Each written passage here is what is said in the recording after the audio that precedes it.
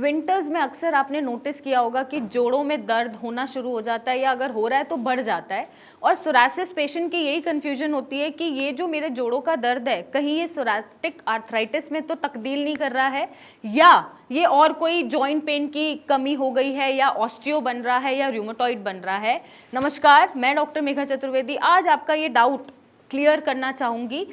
आप समझिएगा इस डिसीज़ को, जब सोरासिस होता है तो उसमें से 15% लोगों का ही सोरासिस जो है पहले हड्डियों पे आता है, फिर स्किन पे निकलता है, और 85% लोगों का सोरासिस लगभग स्किन पे आता है और बाद में वो हड्डियों तक पहुंच रहा है।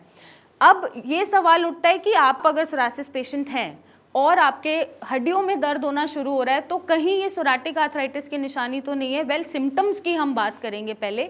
तो सिम्टम्स में अगर आपकी छोटी छोटी बोन्स में दर्द हो रहा है, फॉर एग्जांपल ये जो फिंगर्स की बोन होती है या फिर टोज की, हमारे पैरों की फिंगर में अगर दर्द हो रहा है, मॉर्निंग में हमें स्टिफनेस मिल रही है, कड़ाके की आवाज़ आ रही है, और हमारी उंगलियों की या फिर हमारे पैरों में जो टोज की हमारी फिंगर्स हैं, टोज हैं, उनकी शेप बिगड़ रही है, तो वो सोराटिक आर्थराइटिस हो सकता है, या आपका सोरासिस आपकी हड्डियों तक जा रहा है जो सोराटिक आर्थराइटिस बना रहा है। लेकिन अगर आपका दर्द नी में, एल्बो में या हिप जॉइंट पे हो रहा है तो वो चांसेस हैं कि आपका वो ऑस्टियोआर्थराइटिस या विटामिन डी की कमी से भी वो दर्द हो सकता है। अब ये कंफर्मेशन आपको कैसे लेना है, ये तो सुनी सुनाई बातें हैं या पढ़ी पढ़ाई बातें हैं।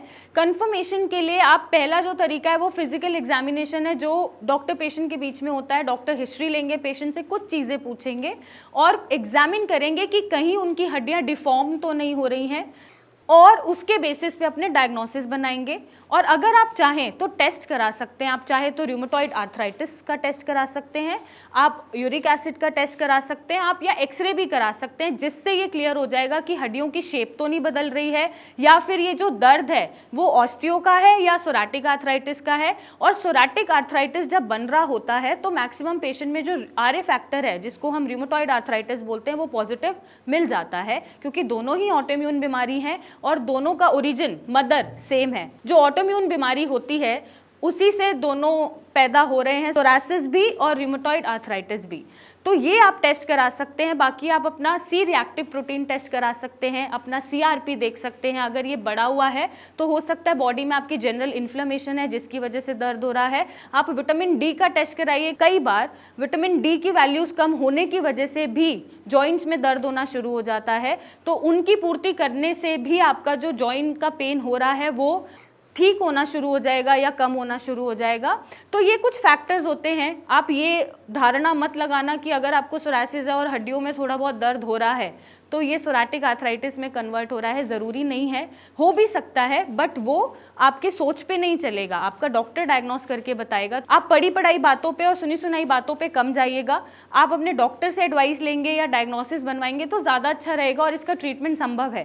क्योंकि हमारे पेशेंट जिनको सोरासिस के साथ सोराटिक आर्थराइटिस बन रहा होता है, और जिनकी मीन्स लिटरली मैं फिंगर्स भी आपको शो कर सकती हूँ पेशेंट की, जो डिफॉर्म हो रही हैं और वो सीधी हो रही हैं, मतलब उनकी स्टिफनेस हट रही है, वो जो ऐसे क्लॉ हैंड बन रहा है वो भी ठीक हो रहा है, फिंगर को वो अच्छे से मूव कर सकते हैं, अपने काम खुद कर सकते हैं, तो ये पॉसिबल है।